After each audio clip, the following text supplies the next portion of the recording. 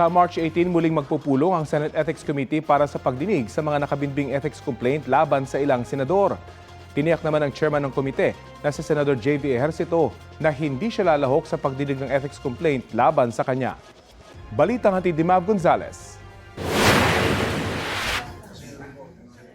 Plinansya na ng Senate Ethics Committee sa isang pulong ang rules para sa pagdinig sa 6 na nakabimbing ethics complaints laban sa ilang senador.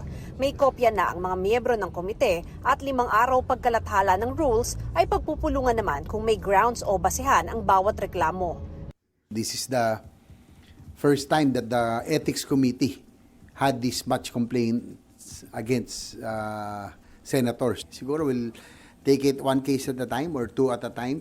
Hindi pinangalanan kung sino-sino ang mga inreklamo. Ayon kay Ejercito, hindi siya lalahok bilang chairman kapag dininig na ang reklamo laban sa kanya. Nag-ayos na rin po kami ng inhibition, yung mga rules. Sa isang executive session muna o hindi bukas sa publiko ang mga pagdinig at hindi rin papangalanan ang mga senador kung walang matutukoy na sapat na basehan ang reklamo o madidismiss lang.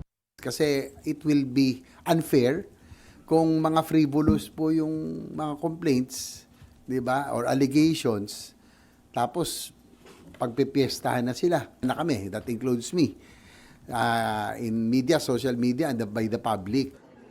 Pero kung may batayan, ipapaalam na ng komite ang kaso sa inirereklamong senador at gugulong na ang pagdinig dito. Kabilang sa mga kasong pwede isampa ay paglabag sa Senate rules, paglabag sa batas at disorderly conduct.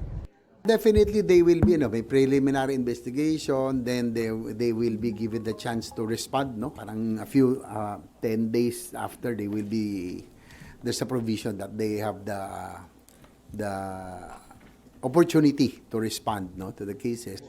Kapag tingin ng komite ay may nilabag talaga ang isang senador, pwede sila magrekomenda ng parusa. Pag talagang malala, siguro suspension or kung malala, din expulsion. The Ethics Committee will just recommend. Again, it will be the body who will decide.